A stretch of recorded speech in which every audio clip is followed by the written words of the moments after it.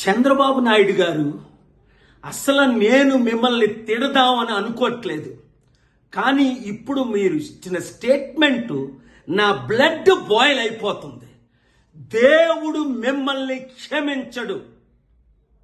Steel plant విషయంలో మీరు compromise అయిపోయి 1,00,000 కోట్లు తీసుకున్నారా, 50,000 కోట్లు తీసుకున్నారా, ఎంతకి కాంప్రమైజ్ అయ్యారని అడుగుతున్నా.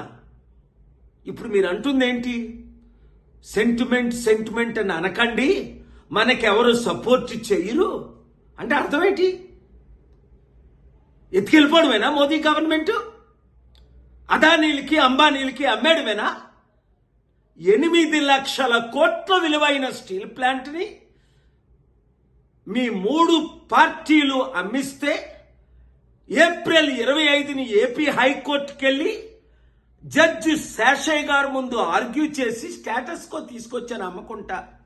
ఇప్పుడు సీక్రెట్గా అమ్మడానికి మీరు గ్రీన్ సిగ్నల్ ఇచ్చినట్టేనా? ఎలక్షన్ ముందేమన్నారు? స్టీల్ ప్లాంట్ని కాపాడుకుందామని 100 సార్లు అన్నారు. ఇప్పుడేమంటున్నారు? సెంటిమెంట్ అని రోజు అనకూడదు, అంటే అమ్మి పడేయండి అని. మీకు వస్తున్న లాభం ఏంటి? ప్రజలు ప్రశ్నిస్తుంది. మీకు ఎంత డీల్ సెటిల్ అయింది? ఒక్క స్టీల్ ప్లాంట్ ఆదాయమే మన ఆంధ్రప్రదేశ్ అప్పుని 10 సంవత్సరాల్లో తీర్చుతుంది. లేదా అమ్మేద్దామా? 8,00,000 కోట్లకి నేను బేరం పెడతాను. 33,000 ఎకరాలు మొత్తం, ఎకరం 30 కోట్లు, 9,00,000 కోట్లు విలువైనది. ఏంటిది? మీరు ఇంత కాంప్రమైజ్ అయిపోతారా?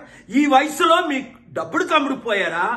లేదా జైల్లో పెడతారని అమ్ముడుపోయారా? లేదా మీ కొడుకు మంచి భవిష్యత్తు ఇద్దామని అమ్ముడుపోయారా? లేదా ఏడి పవన్ కళ్యాణ్ ఏం చేస్తున్నారు?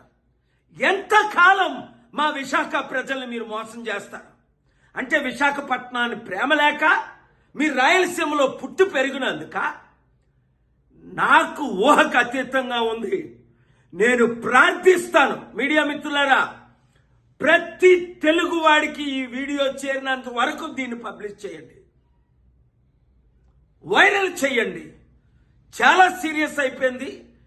స్టీల్ ప్లాంట్ నా మీద ఒత్తిడి వస్తుంది, స్టే వెకేట్ చేయను. ప్రాణమైనా పెడతా, ఫైట్ చేస్తా. ప్రత్యేక హోదా తెచ్చుకుందాం, స్టీల్ ప్లాంట్ని కాపాడుకుందాం, ఆంధ్రప్రదేశ్ని, తెలుగు సత్తాని, తెలంగాణ మొత్తం ఏకమైపోదాం. ఈ దొంగ రాజకీయ కుట్ల రాజకీయ కుటుంబ కుల పాలనకి అంతం చేద్దాం. Thank you very much.